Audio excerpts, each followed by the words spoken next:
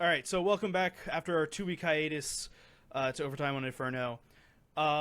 If you had thought that nothing happened in the last 2 weeks, you'd be mistaken, but only barely. Yeah, ESL Pro League's weird in that it just takes so fucking long that it basically feels like another player break in a sense. Like, where I'm just like, It does.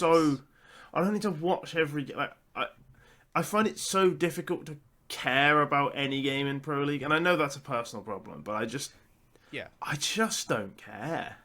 I want to start with the other news, and then we'll come back to Pro League. Yeah. Um, But it's just because you said there's been a lot of Counter-Strike yeah. going on, and there has, but and very little of it feels like it matters until the playoffs, and even then, like, the final barely feels like it matters at Pro League. We've had that discussion about a million times. Yeah. Let's have a new discussion here. Astralis were rumored to sign Hooksy probably about a month ago, is what we had heard. Is that Device had been this IGL op player, and they decided that maybe it wasn't working correctly, or they wanted Device to just solely work on the op. They were going to sign Hooksy to be brought in as this IGL. That didn't happen. So they signed Cadian instead to be a rifling IGL. Yeah, I hate it. I wanna dissect this bit by bit here, okay? Let's start with the first part of they decided they needed a change from the Device IGL. Yeah, fine. Reasonable. Yeah. He looked fine, but like we don't know what happened behind the scenes and how much he was actually like hard IGLing in game, or whether it was... Also, Astralis were pretty bad. Yeah. Yeah. They were the only team to lose to Fnatic at Pro League. Astralis were pretty bad, but we've talked about how Stown and Yabby kind of feel like the further and further away they get from the Cadian-led heroic, that they feel like more and more players in the Cadian system that were really shown because of that. Yeah, I mean, I don't really think Stown's very good, I'll be honest. Yabby... It's gone down over time. It used to be, Stown's an excellent fucking player, and it used to be pretty hot. Yeah. So I was actually radicalized on Stown by Harry Nero, who I don't think he ever says it publicly because he has a clean cut image, but he doesn't think Stown is very good. Sorry, I've stitched you up there, Harry, but he was always telling me Stown is a choker. He's actually not that good, and then I watched him properly, and I was like, oh yeah, he's actually right. Shush was the best player on heroic. So let's go to the second bet here. So Astralis decided they needed a new IGL for the team. They wanted to move the IGL role away from Device, which makes sense as opposed to the opposite, which is move the op role away from Device, because Device is still a very good opper. We have the receipts to prove it recently. Device can still op. He's a better opper than anyone you're going to get on the market. Also, Cadian can't AWP on CS2. I don't know if this has been mentioned yet. Cadian on CS2 is not. He's not the Cadian. He's like Woody or something. It's not good. It's not pretty. Him on the AWP on CS2 is not pretty. I wish this was a player like Device that we were saying can AWP, because we could have made some like good joke with he's not a Device anymore. He's just a circuit board or something like that. Yeah, it didn't really work with Cadian. But yeah, I don't know what we would. He's do. more like not Ocadian. He's not. That's okay, better than nothing, but it ain't. Yeah, great. it's not. It isn't better than nothing. Nothing would have been much more preferable. So Astralis decided they need a new IGL. The rumors last month were Hooksy. We came around and went, who are you going to replace on this team for Hooksy, where it's not just a huge firepower downgrade. Yeah, and I guess you get some IGLing, but it's a huge firepower downgrade. I think we decided Stare was the answer, or that was the rumor, that it was going to be Stare as the player that left. Yeah, but they seem to love Stare. Like Stare survives every change, and he is pretty good, to be fair. Like, it's not like he's bad. I have no qualms with Stare. Stare was also a player that they said ahead of time, like a year and a half ago, we're going to sign Stare by December. Yeah. Fucking deal with it. Astralis, I mean, like, I don't understand how they've stepped on so many toes and it's still so rubbish. Like, you've annoyed everyone to build this team, and it's not good. What have you been doing? You could have just been friendly with everyone and still been rubbish. They've annoyed everyone. Yeah. Yeah, they have. Okay, so let's... Everyone they've signed a player from hates them. And they're still bad. Let's go to part 3. So they didn't choose to sign Hooksy, and everything went cold for about a month. As we said, we talked about this about a month ago, and all this. Comes out absolutely out of the fucking blue. Yeah, nobody knew about this, that I could tell. Like, and this isn't all the people behind the scenes knew about this. Like, nobody I knew it, but that doesn't mean anything. When a roster move happens, there's like a 70-80% chance that we know about it or we've known about it for a couple of days before it happens. Yeah, maybe there's a decent chance. I hear some things from people, but I don't hear everything. Something like this, I feel like we would have heard about, and absolutely fucking no one that we knew heard about it. It seems pretty radio silent. Decided to tell us. There was no like leak about it either in the public. Like, it just came out of nowhere. A bit like Device to NIP actually. I think Astralis is probably quite good at keeping some of these things under wraps. But I don't know. I don't like this. Not only are Astralis good at this, but Liquid are quite good at this, at keeping stuff under wraps. Because we didn't know who was involved in the Liquid project until they basically said who was involved in it. I'd heard JKS before it was announced. Yeah, but I'd also heard Nico Dolls was the AWPer, which was wrong. So yeah, we've heard a lot of stuff there, but no, JKS I knew was going there. So Cadian goes from the Liquid bench to Astralis, and I guess let's talk about part 4 here. The Stown and Yabby of it all. Yeah, I mean that's the thing people like sort of fixated on, but I kind of think that's not as important as the fact that I just don't think the moves are very good. No, I guess let's do, before we talk about Stown and Yabby and what the move does from a like internal team perspective and stuff. I don't think this is a good move. You don't think this is a good move. Like, I don't see what this gets them. I guess it moves the IGL role away, but you're putting. It seems like the exact same move as Hooksy for a given player on Astralis, as Cadian for a given player on Astralis. Yeah, but I think Hooksy is. Maybe it's controversial. I'm not convinced Cadian's a better IGL than Hooksy. No, now, I'm not convinced about that either, but I'm talking from a pure firepower perspective. Yeah. You replacing anyone with Cadian or Hooksy, you're like looking at the fucking edge of the margin. They're both considerably lower firepower players. On CSGO, Cadian, even with the rifle, I think he's a better fragger than Hooksy. CS2, whatever. But I think that almost...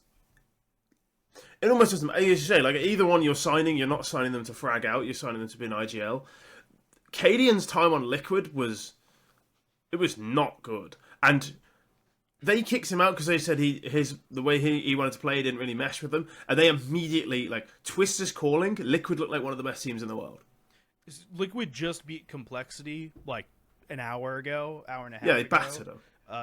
In Pro League. I think it was 26-9 over 2 maps. They smashed them. And this is a Complexity who beat Maus twice in Pro League and FaZe to get there. Complexity have actually been a very good team in Pro League, but Liquid made them look like they were a Tier 2 North American team. And let's not beat around the bush. Cadian on Liquid is a fucking disaster. He was terrible. Like he didn't look like he could AWP. He wasn't calling as well, or the same system he was on Heroic. He just simply was not the same player we saw on Heroic. He was simply just not as good. What he was on Heroic was a decent enough AWPer with massive clutch factor. That's something you can never take away from him. He was an unbelievable clutcher. On Liquid, he was a poor AWPer. Let's be frank, he was a poor AWPer on a disjointed team. Astralis are gambling that they get the heroic Cadian back, but then they're not building the system around him as the AWPer, which I think was actually quite integral to how Heroic played, was that he was calling from that AWP role. So the way you see the game when you have an AWP is different to how you see the game as a rifler. And we haven't really got onto this yet, because he's replacing Bro, he will not be seeing the same parts of the map as he was as an AWPer, so his information will be different. I think it's a lot harder to call from the positions he's probably going to take as a rifler as it was where he was as an AWPer. And I think he can try and rebuild that system that he was on Heroic. I think it's going to be harder for him to mid-round call. Maybe Device actually does the mid-round calling, because Device is in the Cadian role on that Heroic. If you try and rebuild that Heroic team, you put Stair in Tess's position. Oh, you put Stair in... Tess's positions, I think. And Cadian in Shush roles. Yeah. I think you're not... Device is an upgrade on Cadian. The other two, I'm not sure are upgrades at all. Cadian's definitely not a better rifle than Shush. So, if you're rebuilding that, but you have Cadian in those roles, I think it's just harder for him to call. I don't see a world where this team is as good as Heroic, and even that Heroic team had problems and didn't win much. I think that if the Astralis plan here is rebuild Heroic, they're missing two of the best pieces that Heroic have. They're still on Heroic in terms of Tessus and Shush, because there's a concept. I listen to the Athletic Football Show, American Football Show, and there's this concept on defense, and I talked about this a couple weeks ago, of a henchman on an NFL team. There's a guy that's just going to get in there and do the tour. Yeah, the soldier. So there's this henchman thing, and Shush was an excellent henchman. Unbelievable. One of, if not the best in the world of those roles. There's not a henchman on this team. No, it's Cadian. Cadian is the henchman. Bro was the henchman, and he so was okay at it.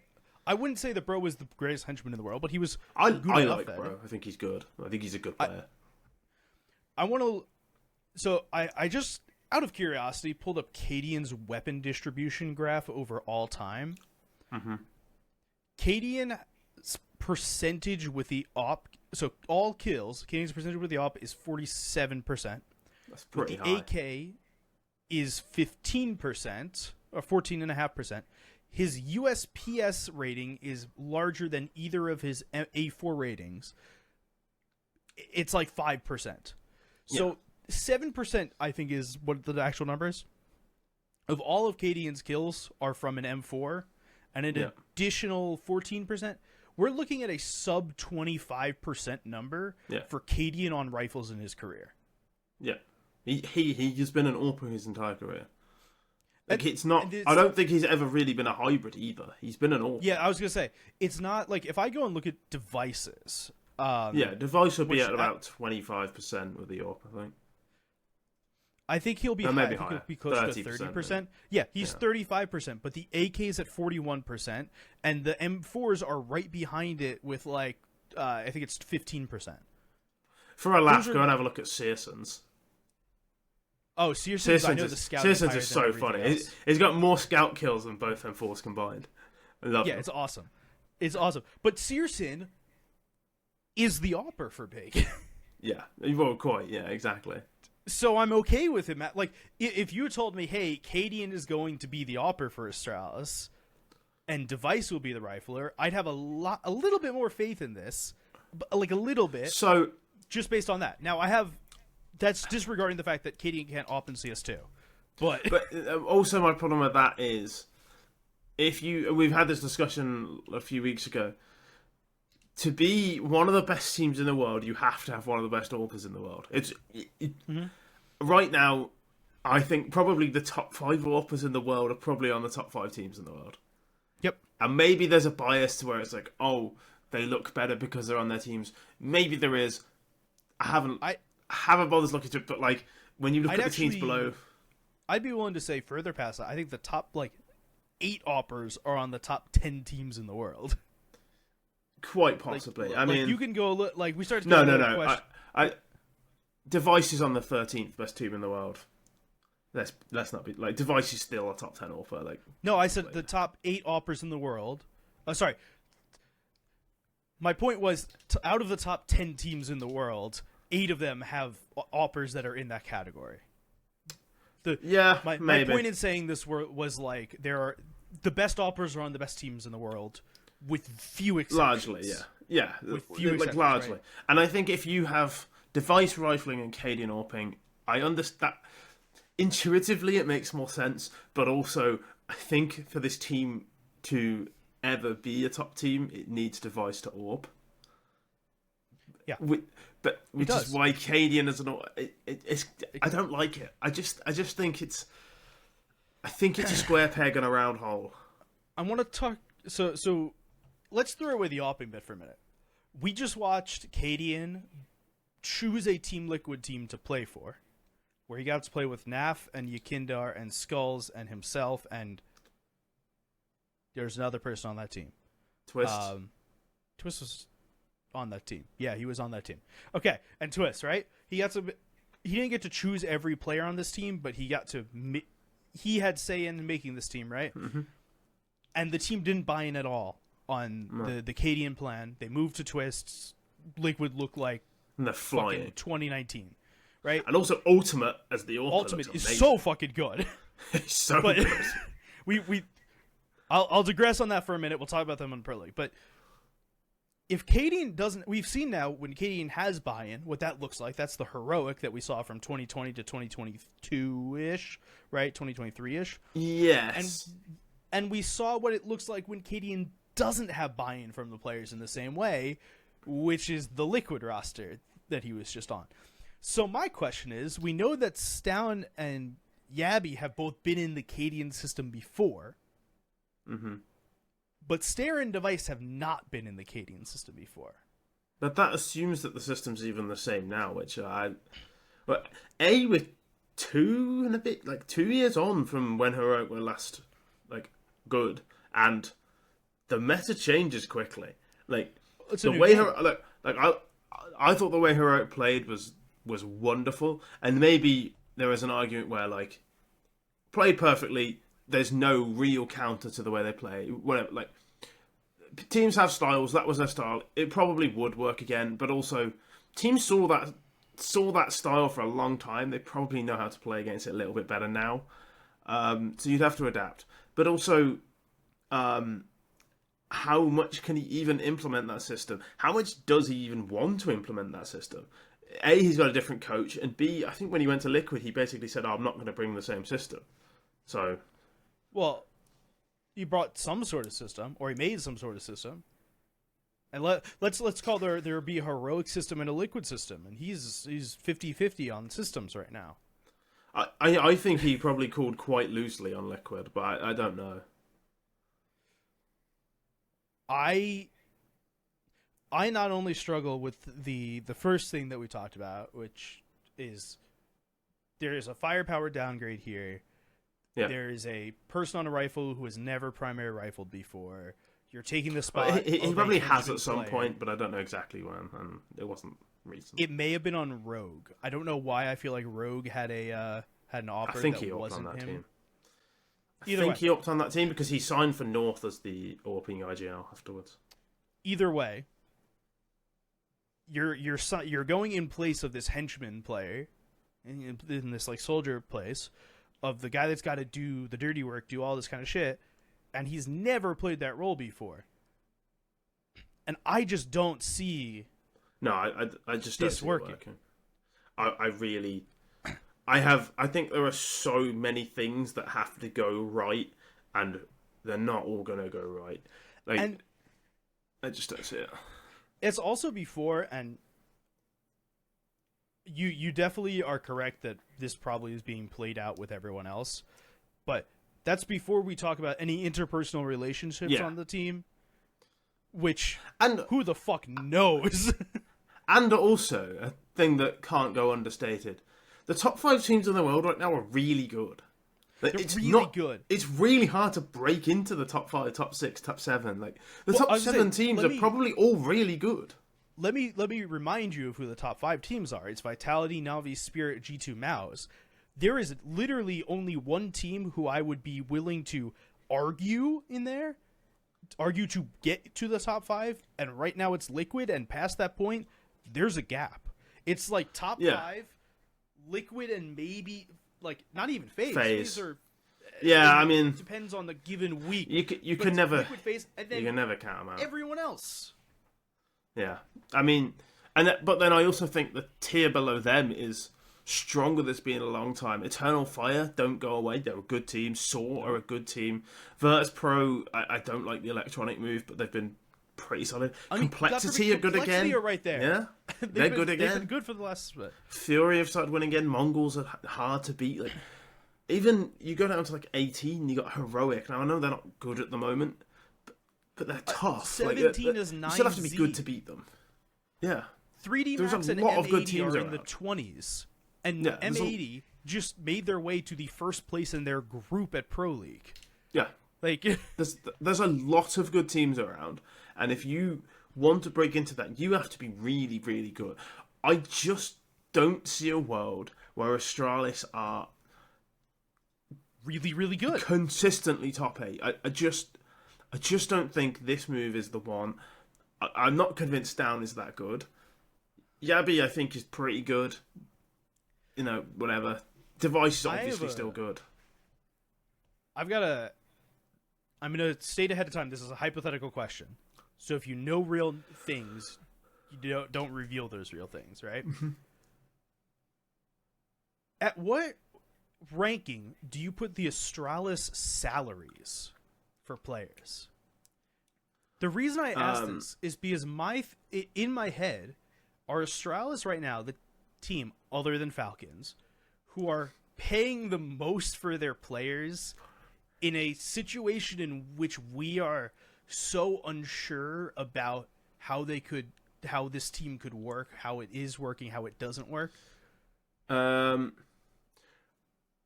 Quite possibly. I mean, the other teams you're looking at are like Heroic. I don't know what their wages are like. I think they probably pay less than Astralis, hence I'd be going there.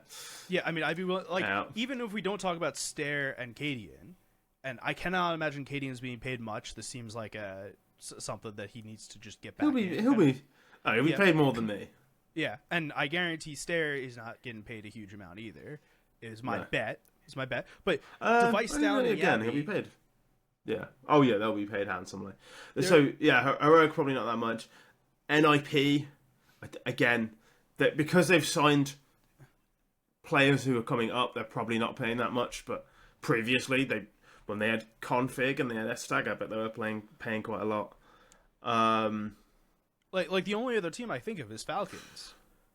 Yeah. Which is such an famously expensive and underperforming roster that it's been the poster child for this ever since the team was made. I wonder what Breezy's on at NRG. I guarantee you the NRG salaries are lower than the Astralis salaries. Yeah, almost certainly. But they are paying a lot of money, and they're not. They're paying a lot of money and pissing everyone off, and they're still not getting anywhere. Eventually they're going to run out of money. And I know that's obvious, but you can't keep buying more. You can't keep buying players, adding more salaries to the wage. At some point, you've got to win. I was going to say, the interesting thing is Astralis was one of the orgs that actually made money a couple of years ago. They were one of the orgs that were actually themselves profitable. They had all this stuff going on in Copenhagen. They had very few teams. They had sold their LEC slot. They were very focused on a couple things. But part of the reason that they were profitable was because they weren't paying their players that much. No, but they won. Yeah. But all their players left because they weren't being paid that much. Device went to NIP. Dupree left. Magisk left. I guarantee all that's a thing. But I know for certain, just watching sports in general, if you win, you get paid more. Oh, yeah. More sponsors will come to you. More people will buy your jerseys. More people and buy your prize money as well. Prize money. Even before we get to prize money, you are more profitable when you win. That's why the most valued organizations in sports, other than the Cowboys, are winning teams. And Manchester United. I will say, them being a full Danish roster actually probably limited them in terms of sponsorships, because Denmark is a small country. It's not a lot of people. Yes, it's a very focused audience. SteelSeries, for example, could easily sponsor them. Everyone in Denmark plays video games, so it's fine. But it is still a small country, so in terms of sponsorships, you're still kind of limited. At least if you're an American team, even if you're bad, like America's massive, so you can trick people into spending lots of money on you.